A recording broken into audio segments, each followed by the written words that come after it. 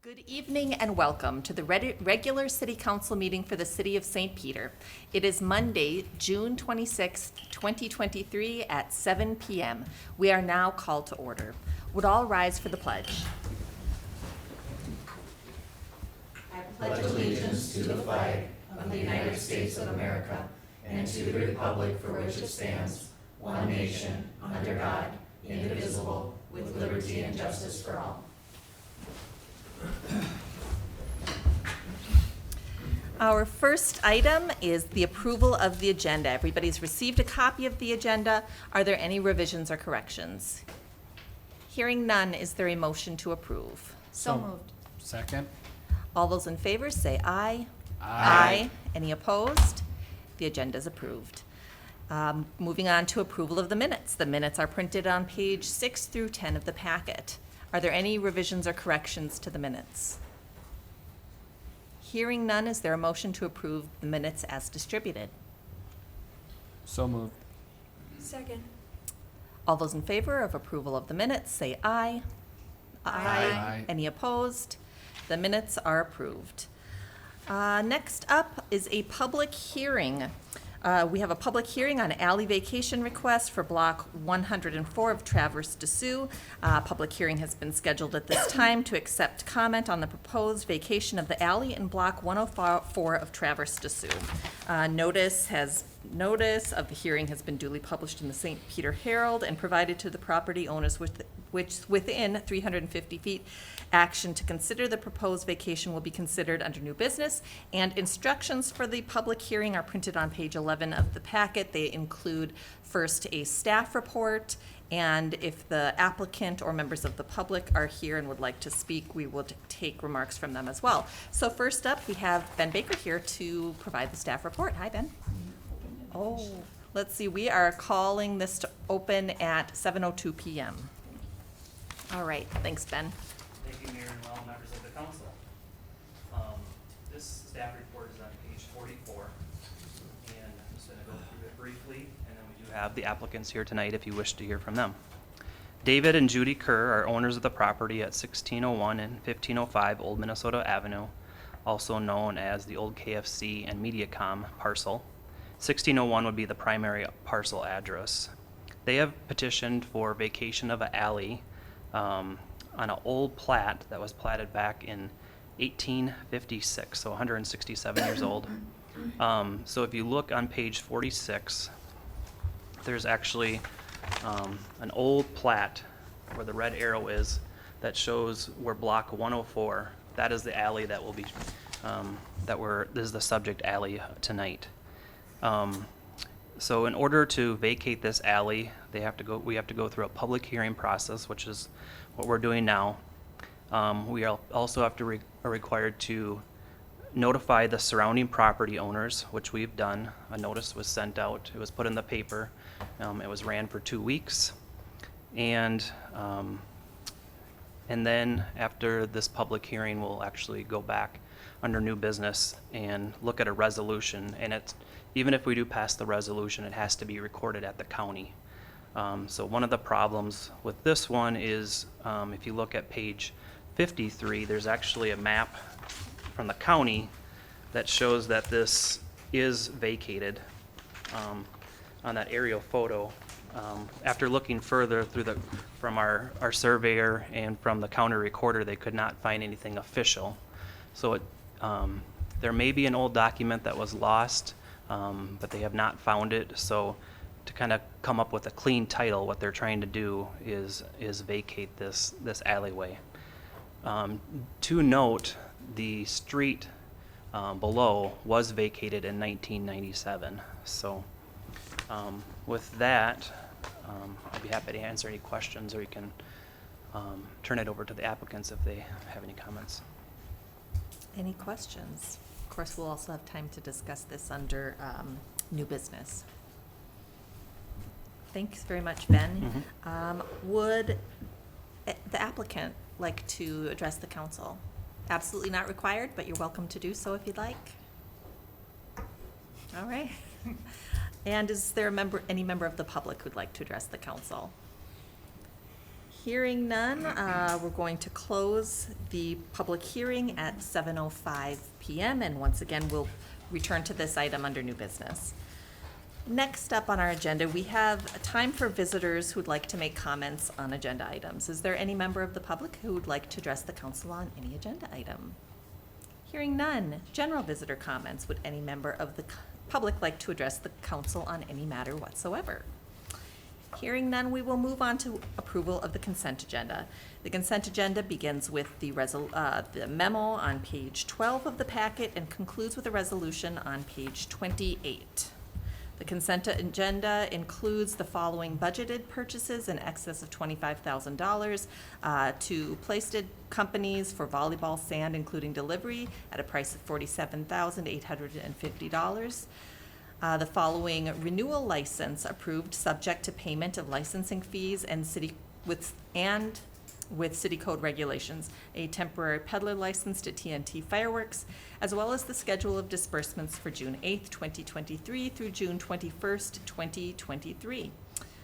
Are there any questions or comments on the consent agenda? Hearing none, is there a motion to approve the consent agenda? So moved. Second. We have a motion and a second. Call the roll, please. Councilmember DeVos. Aye. Councilmember Rufo. Aye. Councilmember Sharpstra. Aye. Councilmember Rank. Aye. Councilmember Johnson. Aye. Mayor Noel. Aye. The consent agenda is approved. We have no items of unfinished business before us tonight, so we will move on to new business. The first item of new business is adoption of a resolution authorizing execution of a lease of city-owned property at 107 West Nassau Street by Amanda Malkin. Mayor, members, the information starts in your packet on page 29. You've talked about this on a number of different occasions. In fact, at your last council meeting, you directed staff to go back to the potential leaseor and ask for a modification or negotiate a modification relative to the parking stalls that are located on the west end of that property. So we have done that. What you see in the packet is the result of that. However, we do have one technical error. So if you look and you read the lease in the first paragraph, it articulates that a certain space. The appendix is the correct version of that, excluding those parking stalls. The portion in the agreement is not. So what Jim and I would propose for this is that you approve it stipulating that attachment A is correct and that we just have Amanda countersign the change that we provide for on page 1. How this is different than what you acted on last time is that last time was a material change. This is more what we would consider a technical change. Jim, I don't know if you have anything else to add? No, that's basically it. It's the matter to avoid confusion between the page 1, paragraph 1, and the exhibit. That's the only thing. So what we're proposing is that it just simply after the word thereon, that last like 2 lines be deleted, crossed out and deleted. And like I said, it's just simply to make sure there's no confusion, because it was a significant matter to have those 6 parking stalls remain city parking. And if for some reason Amanda Malkin declined to countersign, we would just, Todd and I would not sign, and the lease would not go into effect. Right. So. I would not anticipate that being the case. We had a very clear discussion about why the council was asking for the change. I wouldn't anticipate that either. I just thought in case people had concerns about putting something into effect that was not what we had agreed to in our previous discussions. So, Carrie, do you have a question? Just a comment on or a correction on the resolution, page 43, to change the date from the 12th day of June 2023 to today's date, if this is approved. Thank you. Any other questions or comments? So we would be seeking a motion to approve the resolution along with the provision that Amanda Malkin would countersign a revised version of the lease. I have one quick question. What's the out, if for some reason we had somebody, I just was trying to read through it and find it. If we had somebody approach the city to purchase We've had interest in it in the past, and then it's withered away, but what would be the timeline of 90 days. 90 days? It's located on page 40, Okay. section 39. Perfect. Any other questions for Todd? I'll make a motion to approve with the stipulations and the date change. Second. Thank you. We have a motion and a second. Call the roll, please. Councilmember Bruflat. Aye. Councilmember Sharpstra. Aye. Councilmember Ramp. Aye. Councilmember Johnson. Aye. Mayor Noel. Aye. Councilmember DeVos. Aye. The resolution is approved. Next up, adoption of a resolution approving vacation of the alley in Block 104 Traverse de Sioux. And Ben Baker is back to speak with us about that. Thank you, Mayor Noel and members of the council. We had a public hearing earlier in the meeting, and now we're considering the resolution on page 48. The Planning Commission did make a recommendation at their June 1st meeting of approval of this alley vacation. Again, on page 46, you'll see the red arrow pointing to the old plat from 167 years ago that shows that alley. And then page 47 shows where that alley would be with an aerial photo running through the existing building there. And then just to note, Nichols Street on the south end was vacated officially in 1997. So the resolution on page 48, I'm just going to read through the last paragraph there. So the council's determining that this alley was thought to have already been vacated. Per current city and county maps, the alley was not necessary for public or private utilities. There is no need for future alley. The alley runs through an existing building. An official document, this resolution vacating the alley and recorded at Nicollet County will help the property owner establish a clean title. So with that, it would be the Planning Commission and staff's recommendation to approve this resolution. Any questions for Ben?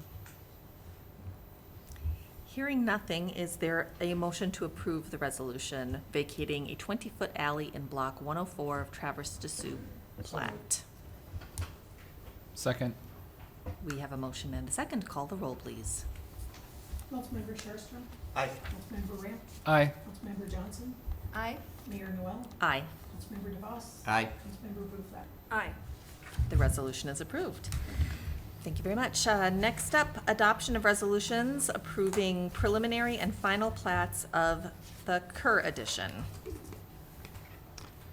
Thank you, Mayor Noel. In going along with the previous agenda item, the Kerrs had submitted an application for both preliminary and final plat. What they're looking to do is split the parcel, that parcel ending with the PID number of 0290. So that's currently a 69,000 square foot lot. It would be broken up into a 22,000 square foot lot and a 43,000 square foot lot. So on the northwest side is the old MediaCom building from 1997. That is 4,600 square feet. And then on the southeast is the old KFC building, just over 4,000 square foot building. This is in the C4 district, the Highway Service Commercial District. So when we, as staff, looked at this property and how it was subdivided, it actually works out perfectly. It has enough green space, the parking areas, the setbacks. It's got its own sewer and water to each building. So when they originally developed this, they must have known the regulations, and they just didn't put a line between the two properties. So this plat actually works out very nice and meeting all of our current regulations. So on June 1st, at that same meeting, the Planning Commission looked at the plats, both the preliminary and the final plat, and they recommended approval of both of those. So again, on page would be 52 is kind of what the current parcel looks like, ending in 0290, showing the two buildings, and then there's a preliminary plat, aerial view, and then a base map, white base map on page 54, and then the resolution for the preliminary plat on page 55 for your consideration. Questions for Ben, or would any member of the Planning and Zoning Commission like to comment? Hearing none, we will first consider the preliminary plat. The resolution for adoption of the Kerr Edition preliminary plat is on page 55 of the packet. Is there a motion to approve? So moved. Second. We have a motion and a second. Call the roll, please. Councilmember Ramp, Aye. Councilmember Johnson, Aye. Mayor Noel, Aye. Councilmember DeVos, Aye. Councilmember Bluefett, Aye. Councilmember Sherrissville. Aye. The resolution is approved. We will next consider approval of the final plat. Is there any discussion? The resolution approving the final plat is on page 58 of the packet. Is there a motion to approve? So moved. Second. We have a motion and a second. Call the roll, please. Councilmember Johnson, Aye. Mayor Noel, Aye. Councilmember DeVos, Aye. Councilmember Bluefett, Aye. Councilmember Sherrissville, Aye. Councilmember Ramp. Aye. The resolution is approved. Moving on, adoption of a resolution awarding accessibility improvement grants. That memo begins on page 59 of the packet. Thank you, Mayor Noel and members of the council. This is an exciting agenda item that you guys get to hear annually. This one is your Accessibility Improvement Grant, a very nice program that not many communities do in Minnesota. So what this was back earlier in the spring or late winter, you approved about approximately $55,000 budget to work with which that $55,000 comes from interest off of our revolving loan funds. So it does fluctuate annually, so there's a little bit different monies to work with each year. Due to the economy over the last year, interest rates were good, and we have more money to work with this year. So this is for commercial businesses and commercial properties. So there was notification, both word of mouth, it was advertised on our website.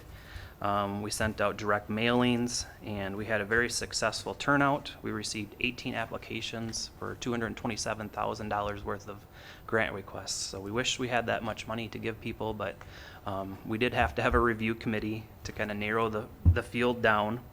And you can see the list of who was involved with that application review committee. And they did a very excellent job of taking the criteria as far as like what has been mostly used in the past is foot traffic. But what they did this last year is they really focused on use and users. So especially the healthcare and then the users disabled, elderly and mobility impaired persons. So not only thinking how many people are going in and out of a building, but what types of people are going in and out of the building, and would they have more of a need for accessibility. They also used, do you already have a ramp or an electronic door on your property? They brought that into consideration, and then of course project cost. So on May 24th, the application review committee met, and they came up with a list there of 7.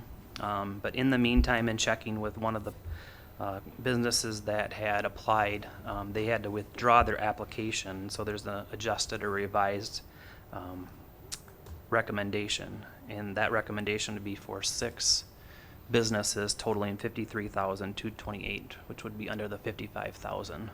And the EDA took that recommendation at their June 22nd meeting and did make that recommendation, which is on page 62 of the resolution. So definitely be able to answer any questions, and we have 2 EDA members here tonight too that would also be able to help on that. Like that, Carrie. Well, and I just wanted to add that Ben provided a couple different scenarios for us to consider, just based on that change. And so the adjusted recommendation, or that's what, after discussion, that's what we approved. I just also wanted to say thank you to the committee as well for their, I mean, I think the makeup of the committee is very thoughtful, and they just did a really great job. And every year it seems like we get more and more applicants, and we're doing a great job of marketing it, but it's, you know, the word is spreading, and we're making our community better and more accessible. And so I really think this program is worth continuing to do, and I'm glad we have so much interest in it. Brad. Yeah, just to echo Carrie, this is a great program. It's something we really talked about proudly at the EDA meeting last week. Just a little history. This is I believe the 4th year we've done it, and now the first year we had 3 applicants, or we had 3 grants. 2 previous years we've done 5. This year we're doing 6 businesses. It's the raising interest rates have been a big boon. While costs have gone up, the interest rates have exceeded it, so we're able to add another business on top of it. Will we always be able to do this every year? As far as the number of businesses, maybe not, but it's, as Carrie indicated, it's something we can keep going. There's obvious interest in the community, and we are, as far as we know, we're the only community that does this, and I think it's something we can really be proud of. Thanks, Brad. Emily? Yeah, I echo the just enthusiasm for this program. I think it's wonderful. Thank you, EDA and Ben, for the work that you did on this.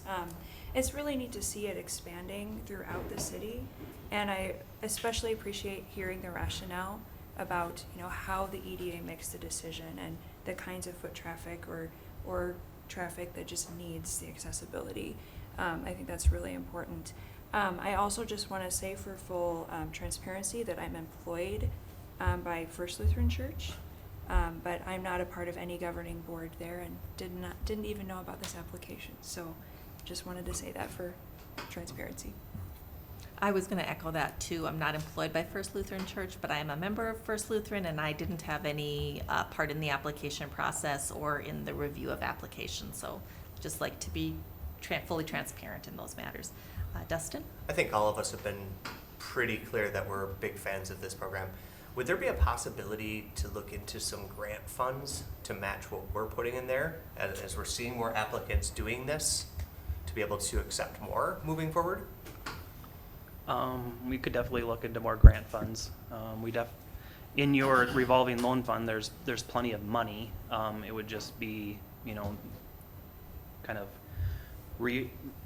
going back to the EDA and saying, is this something that you would want to do, to use more of those funds, and not just the interest off those funds? I was thinking more down the lines of grants that could match the interest that we're contributing to. We could, we can look into that for sure. Carrie? Well, and to just add to that, when Ben presented a number of scenarios, one of them was going over budget basically, and after Sally, our finance director, was at the meeting and shared that some of those funds are going to be used for housing, so perhaps you want to stay within budget. So and just be mindful of that. So that was good information that we had to make a good decision here.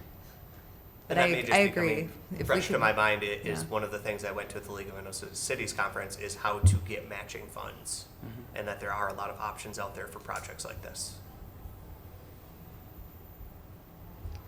Any other questions or comments on this agenda item? Hearing nothing further, the resolution before us is on page 61 of the packet, pages 61 and 62. Is there a motion to approve? So moved. Second. We have a motion and a second. Call the roll, please. Mayor Noel, Aye. Councilmember DeVos, Aye. Councilmember Bruflat, Aye. Councilmember Sherstrom, Aye. Councilmember Ramp, Aye. Councilmember Johnson. Aye. The resolution is approved. Next up, adoption of a resolution approving Chamber of Commerce request for city assistance for the 4th of July event. That begins with a memo on page 64 of the packet. Members, the information provided is very consistent with what you've seen in previous years. There are no substantial significant differences to the request. However, I would, with your indulgence, like to make one modification to the resolution, which starts on page 67.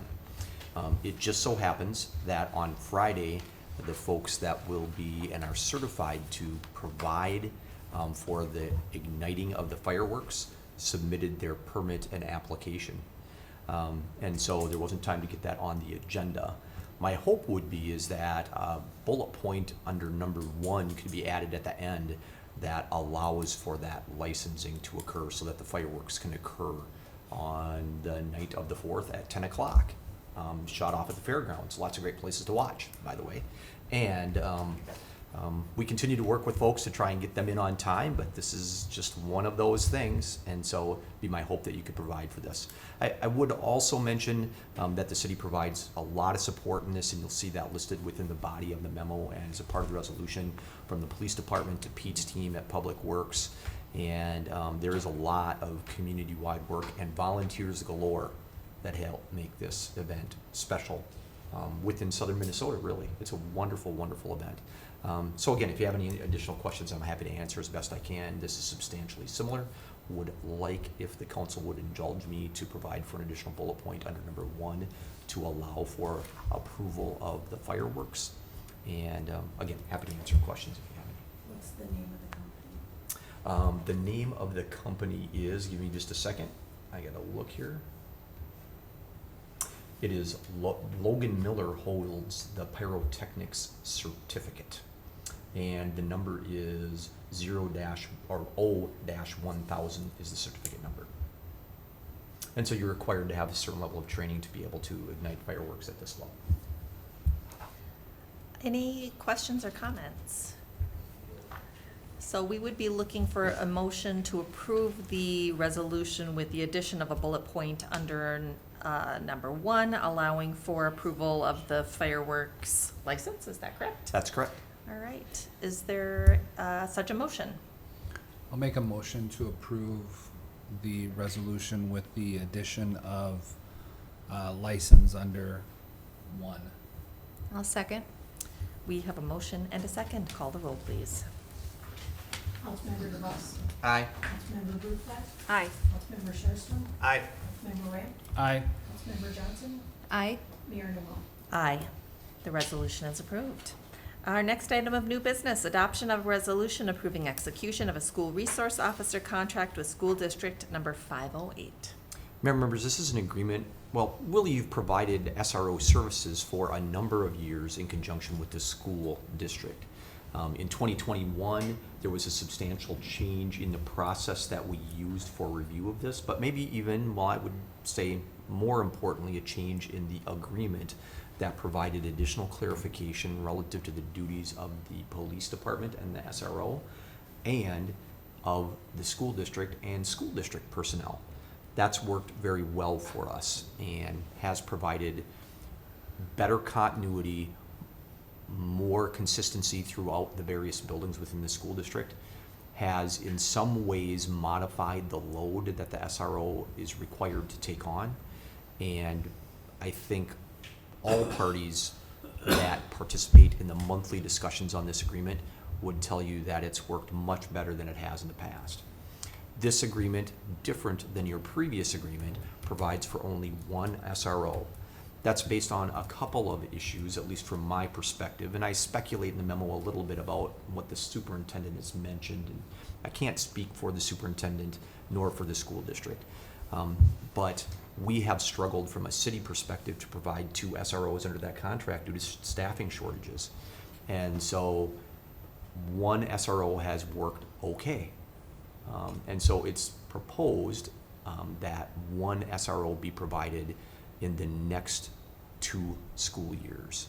And so that's what this agreement outlines. The financial arrangement is the same as your previous agreement, a 70-30 arrangement.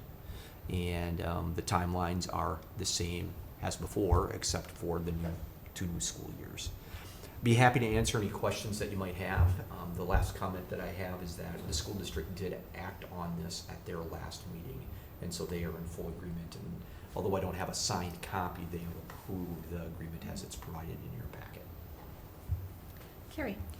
So previously, when the agreement included 2 school resource officers, I see that there's a payment arrangement in here. So did they pay for 2 and then did we have to send funds back when we weren't able to provide an So no, SRO? how Sally handled that with the finance person from the school district is that for the months that we had to, the 70-30 split was put in place for 2 officers. When we just had 1 officer available, it was the 70-30 split. So we really measured this on a month-by-month basis. That's a decision that was made on my part based on discussion with the superintendent, really frankly trying to be fair to the school district related to the level of service that we had intended to provide and were able to provide. Thank you for clarifying that. questions or comments? I just wanted to say we've had a chance, the members of the city council, to meet with members of the school board. So we've had opportunity to discuss this agreement with our friends on the school board. And I just want to commend our current SRO, who from all accounts is serving very well in this role. And there seems to be great happiness or agreement between the city council and the school board on this. So things seem to be going well. There's no further comment. The resolution approving execution of agreement with School District 508 for city provision of 1 school resource officer is on page 78 of the packet. Is there a motion to approve? So moved. Second. We have a motion and a second. Call the roll, please. Councilmember Bruflat. Aye. Councilmember Sherstrom. Aye. Councilmember Ramp. Aye. Councilmember Johnson. Aye. Mayor Noel. Aye. Councilmember DeVos. Aye. The resolution is approved. Next up, adoption of a resolution authorizing execution of a memorandum of understanding for provision of certain youth programs. Mayor, members, you see this information included in your packet. Just a brief amount of history. This started in 2004. This really started in the aftermath of what at that time was considered a massive state budget cut for community education, and a want on the part of the school district and the city council to maintain the programs that were in place. And so an agreement was struck so that the city would provide for these leadership and other enhancement programs really over the summertime, and that dollars were exchanged from community ed, which is owned, operated by the school district, to the city of St. Peter. Every year since then, we've had a similar agreement. The numbers over the last few years have not changed. The caution that I always put in this memo is that this has the potential, as it has in every year since 2004, to be, well, do we want to continue to do this? It's not really our program. Are we getting paid enough to really make it go? And that if you made a decision not to enter this agreement, then we would stop those programs. And so by default, I guess, you would be stopping programs that weren't really yours to begin with. The recommendation is to continue to keep going. We believe that the funds provide certainly resources to the Recreation Department over the summer and provide meaningful programming. Certainly we would like to see this increase, but we continue to be good partners with the school district in service to the community and the youth that really benefit from this program. Again, the agreement is substantially similar to what you've seen in previous years. We go a year at a time, and typically this is the time of year that you see this agreement. The school district has approved this agreement as well. Again, happy to answer any questions that you, Madam Mayor, or the council might have. Questions for Todd?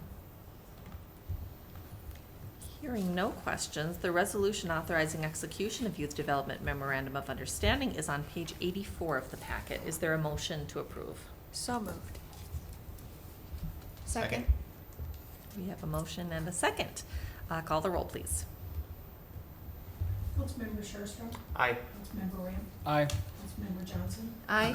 Mayor Noel. Aye. Councilmember DeVos. Aye. Councilmember Bruflat. Aye. The resolution is approved. Next up, adoption of a resolution amending the boundaries of Tax Increment Financing District number 1-18. Mayor, members, there's information contained in your packet starting on page 85, which is a letter from Shannon Sweeney, your consultant from David Drown and Associates who works on these issues for you. Shannon couldn't be here tonight. He is, I think, triple booked potentially tonight. And so he wasn't able to be here, and Sally and I figured, well, God, we can probably hit this one out of the park too. So we wanted to provide that opportunity for you to tell us no if you want, but the recommendation here from Shannon and from staff is to provide for the resolution that's included in your packet. Probably the best information that I can provide you related to this is on page 86, which is the map. And this is really redrawing the lines related to how this parcel was assembled relatively recently, related to ownership of property. And so you'll see on this map the parcel number 195560010 is now owned by the city. The remainder is owned by the developer. The remainder 2 parcels is owned by the developer. However, we wanted to make sure that the map accurately represented where the housing development was going to be, since this is a housing tax increment district. And so the resolution provides for a clarification with the county on that matter.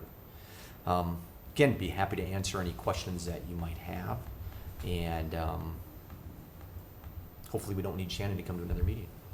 Well, it's always a pleasure to have It's Shannon here. always a pleasure to see him. It's great to hear from him. Any questions for Todd or for Sally on this one?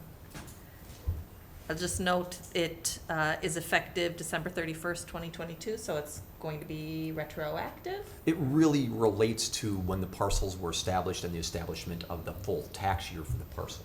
Sure. So that's why that date is selected. All right, I'm not seeing any other questions. The resolution amending the boundaries of tax increment financing district number 1-18 is on page 87 of the packet. Is there a motion to approve? So moved. Second. We have a motion and a second. Call the roll, please. Councilmember Webb, Aye. Councilmember Johnson, Aye. Mayor Noel, Aye. Councilmember DeVos, Aye. Councilmember Bruflat, Aye. Councilmember Schuster. Aye. The resolution is approved. Moving on, adoption of a resolution establishing write-in vote count policy as provided for in state statute. This begins with a memo that starts on page 88 of the packet. Mayor, members, there are really 2 items, at least from my perspective, there are 2 items that we're looking for you to provide for a policy on. And we think that they're important items, and they really result from action that was taken in the 2023 legislative session relative to elections. And so there are a couple of options out there, and Barb, has the person that really takes care of elections for you, could answer any question that you might have. But generally, what we're looking to do is establish a policy that essentially does this.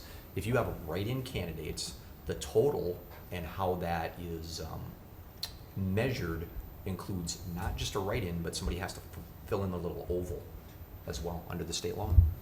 And so what that means is that if we have a candidate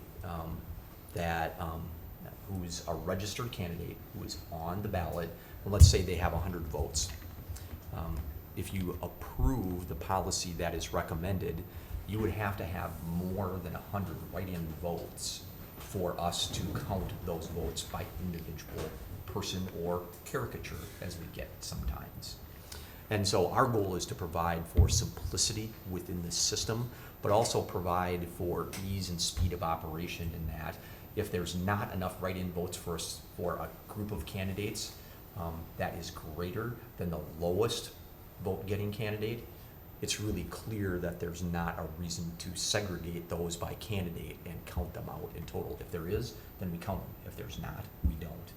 That's really what the policy provides for, and what we're really trying to do is simplify and be in compliance with the state statute. So that's what we're recommending. As we mentioned in the top of the memo, or on the first page of the memo, there really are 2 options. Write-in candidates can submit a request in order to have their individual votes tallied, or we provide for the content, as we mentioned, relative to the total number of votes. Happy to do my best to answer any questions, and certainly Barbara is here if you have any additional technical questions as the person that really administrates your elections. Questions for Todd or for Barbara? Let's start with Brad. I'll just say I think overall this is a good idea. As much as it's kind of neat to see who the various write-in candidates are, as a time when sometimes we struggle to get election workers, this will help the process along. There's obviously protection in there to actually count write-in votes if it could potentially make a difference. But yeah, I think the efficiency we gain by this in keeping things going and potentially getting quicker election results would be beneficial. So, Carrie. So in the scenario you mentioned, so there's, 100 votes for candidate A, and there's 102 write-in candidates, so that little oval, but you can't tell at this point which candidate it is. Then at that point, then you would have to start That's correct. counting. So it could be 2 for one person, 2 for the other. It could be 102 different write-ins as right. well in that But the scenario. system will let you know that there's been 102 ovals in the write-in spot Correct. Correct. filled out. Okay. Thank you. Additional questions? Hearing nothing further, the resolution establishing city regulations related to counting of write-in votes is on page 90 of the packet. Is there a motion to approve? So moved. Second. We have a motion and a second. Call the roll, please. Councilmember Johnson. Aye. Mayor Noel. Aye. Councilmember DeVos. Aye. Councilmember Bruflat. Aye. Councilmember Sherstrom. Aye. Councilmember Ramp. Aye. The resolution is approved.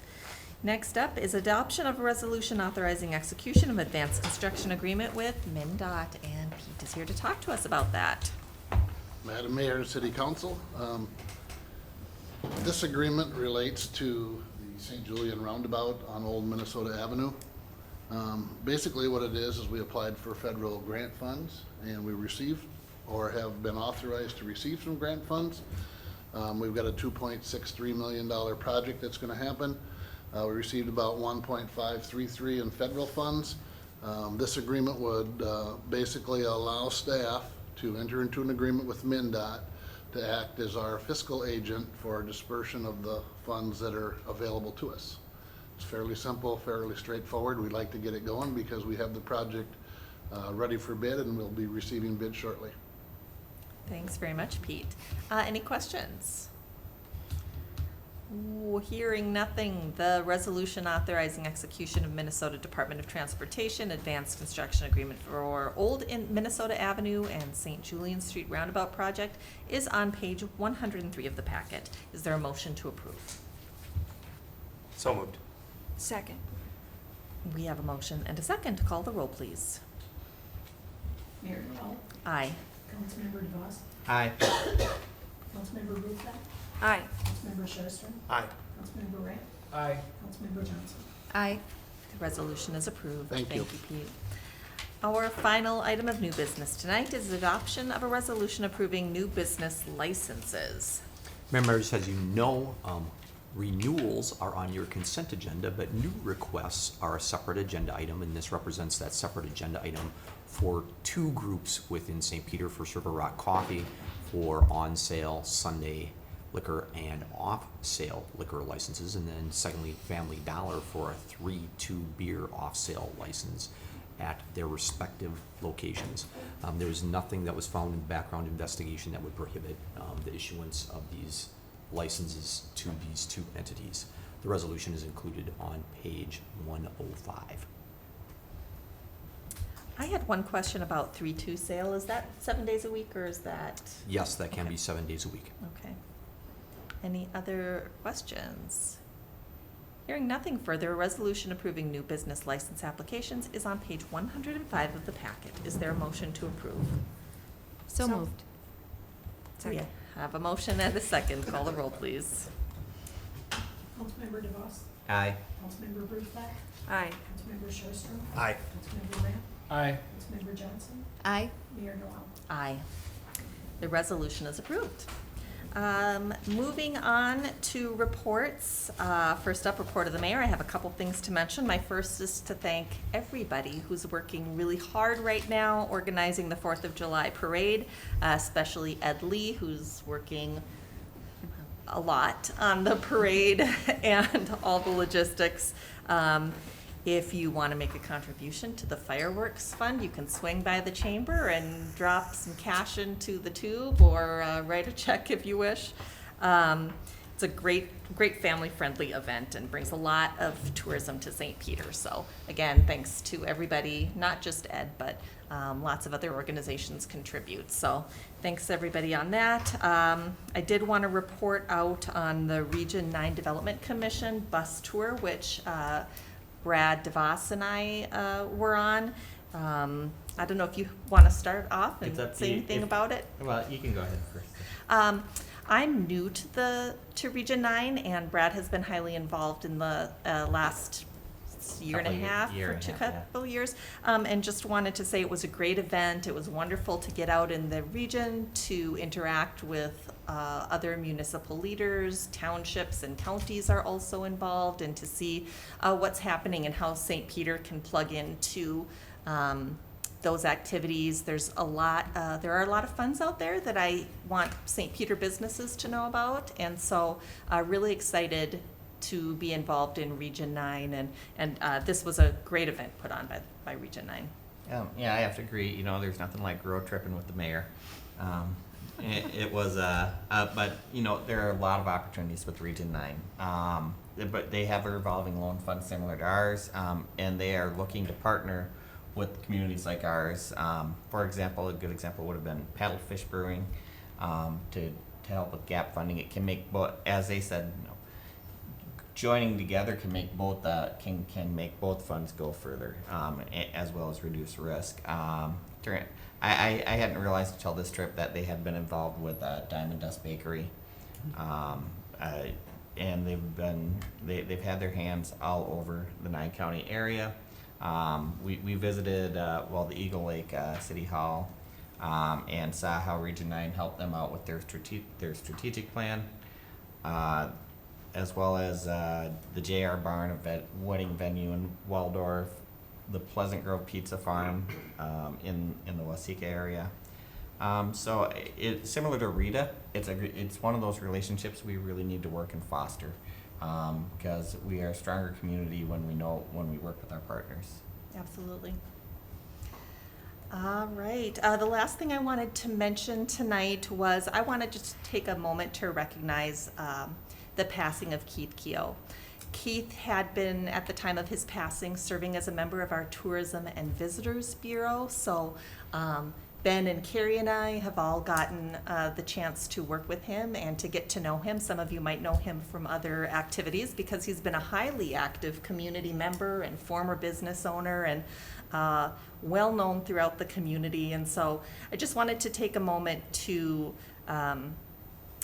recognize him in this meeting. I even wore my green shirt for Keith.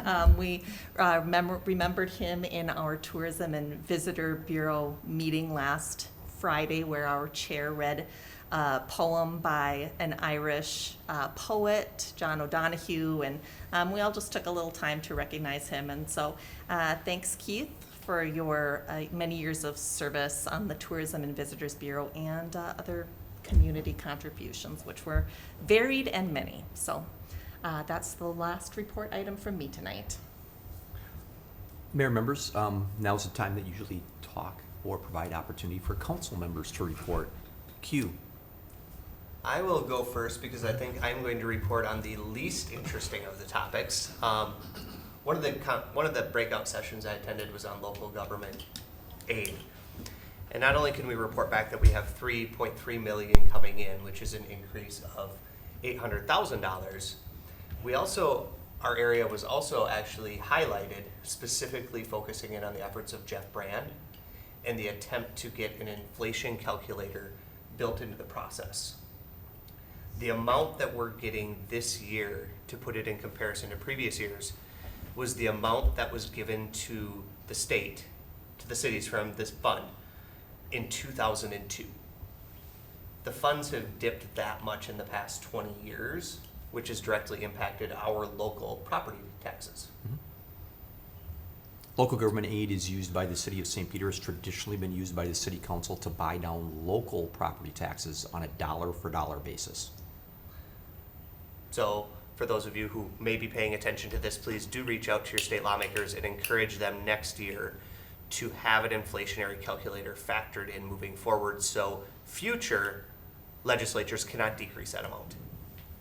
Dustin, can you clarify? You said 800,000. The city of St. Peter is getting an additional 800,000. Correct. Wow, I thought it So was from 2022 to 2023, we as a city, according to their breakdown, are getting 800,000 additional funds. That's more than I was expecting. So I was expecting about 3 to 5. If I can, let us send you the table so that you can review that. I want to make sure that we're providing you with the right number. There might be a slight calculation issue in that, so we'll make sure that we send that out to you. The table, according to the state that's pulled up in front of me, is Yep, you might have it, so that's great. $3,301,023. Yep. Comparatively speaking to the 2002, that was Yeah. 2022. was $3,258,000.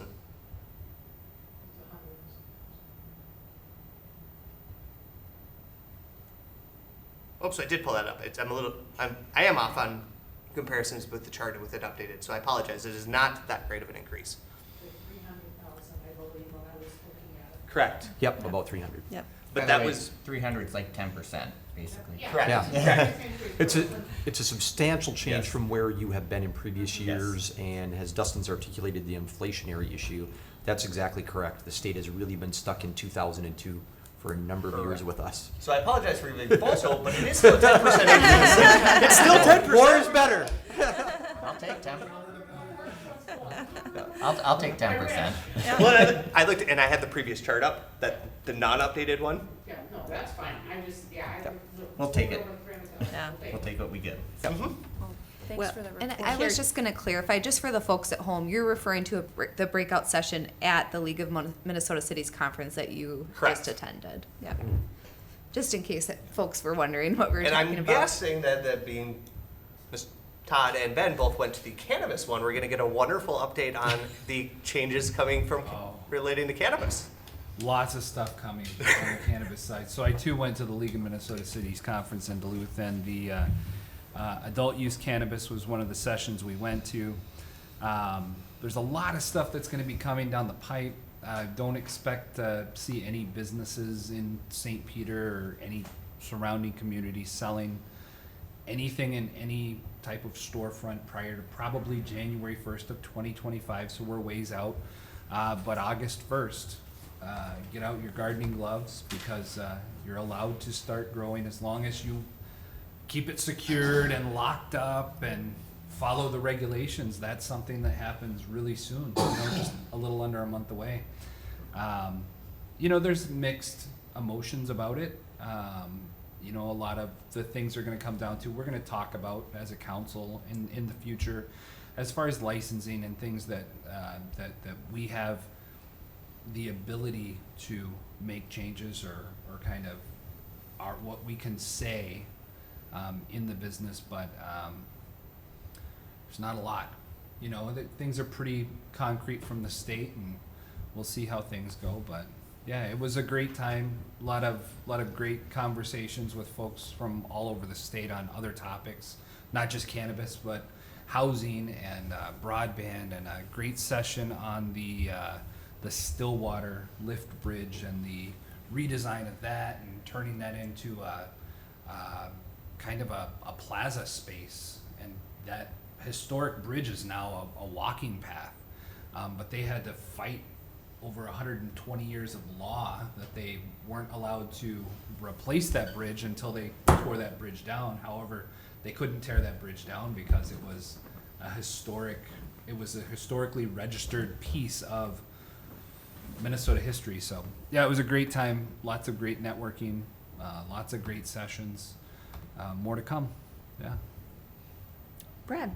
So I hear it's going to be like 12 to 18 months before we might actually get licensing rules on the cannabis. Is that so that they can read the leaves to weed out the bad actors? Wow. Maybe that's a issue that you're getting too far in the weeds on, and you should say that for a different time. Yes. Yes. We need some sound effects. Could we have the wah, wah, wah button up here? I would anticipate, at least from a staff perspective, that you do have 4 or 5 areas where you can make decisions relative to licensing and regulation, and so I would anticipate that the first part of August you'll be seeing the first discussion on that to get you moving forward. I think we don't have to be very quick in this, so there's certainly time for measured consideration in where you want to go. But I also think there's some value in making sure that we start to move a little bit so that possible prospective businesses and others know where you're going to be at on this before we get to the 11th hour. So, I don't want to interrupt any other council members that might have something they want to report on. All right, any other council members with reports? All right, we're sending it to you, Todd. Madam Mayor, is required under the rules. We provide a report on closed sessions. So on June 12th, you had closed sessions And so the first of those was about the old library lot, which you took action on earlier in your meeting, as you recall. The second of those relates to a potential land transfer, ownership transfer, which is still in the works. And so we don't have to report any further than that, other than it still continues to be in the work. And certainly any action that the council would take would have to be in the open part of the meeting. So I want you to be aware of that.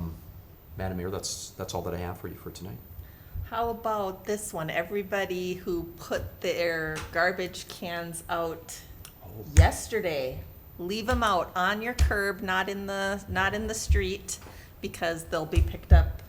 What's the timeline we think for picking those up? So I had actually asked Sally to be ready to talk about this, and I forgot to yell at her to Are come you ready on to up. talk about this, Sally? So Sally's been at the last few meetings on this issue, and of course, her department fields the vast majority of the phone calls. I think by and large, people are really understand, and the direct mailing helped. But Sally, if you want to provide a few points, that'd be wonderful. Yeah, so Mayor Noel and council, yes, on your garbage collection day, mine was today. I put my Kirby's out, LJP emptied them, and they've already been picked up and gone. So they are following pretty close, because I have morning pickup and I was home at lunch by noon and they were already gone. So they are coming around, LJP is coming around to pick them up. So everybody, whether you have nothing in the recycling or whatever, please put the LJP Kirby's curbside, not in the street, and LJP will come around and pick them up on Tuesday, Wednesday. And if they don't get done, they'll probably be in town Thursday finishing up to get those out of town for you, and so you don't have 4 Kirby's. Then starting, once they've emptied it, then start using West Central. West Central will do pickups next week, and they will be doing both garbage and recycling.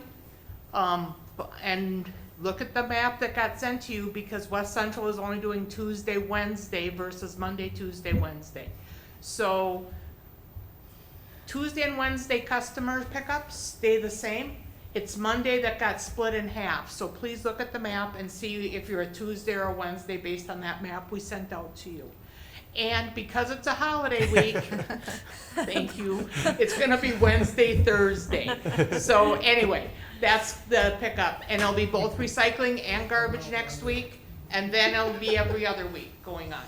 So, if you have questions, if your Kirby's with West Central were not delivered properly, or you think you have the wrong size, you can give my office a call, and we will look at what's on your bill and what's getting delivered, and we're sending daily the list of changes that need to be made by West Central, and they are in town doing it. As I said, they made most of the deliveries last week, Monday through Friday. So if there's some change outs, if you want to, we said we're gonna go down in sizes on garbage.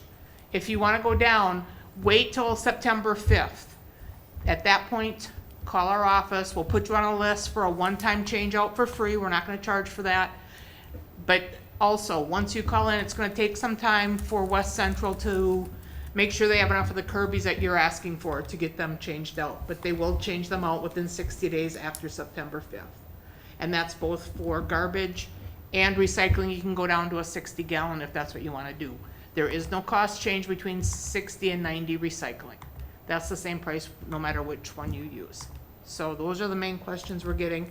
The tan tops, and it says recycling on top, but tan top is recycling, black top is garbage. So why September 5th? Just give us time to get used to it and get everything running properly, and then it's after Labor Day, and then let's start it out, and then the 60 days would hopefully be before snow. That's what I'm hoping for. With our recycling customers, we're really hoping that people will give a little bit bigger one a try if they've only had a 60 in the past, and help the environment and help the community. And so we'll see. So we're really encouraging people to give it a try. So overall, I think it's gone pretty well. I have maybe 17 on the list so far as different things that they didn't all get delivered or whatever. But out of 3,500 that we've delivered households, that's not a bad percentage. So I think they're doing a good job delivering them. And there's some great information on our website as well. And look at your mail. You did get an envelope that said garbage, new garbage. That has the In red information else. letters on the Yeah, front, so we hopefully did the you best didn't we miss could, that it. people would be looking at those. So Yep. anyway, hopefully you can open those up, and your new calendar for recycling is in there, and holiday weeks and all that. So there's good information in that if you want to open it up. Thanks for everyone's patience in this changeover. We'll make it work together. We can do it. Yeah. Yep. Okay, thank you. Thanks, Sally. Thank you, Sally. Sally.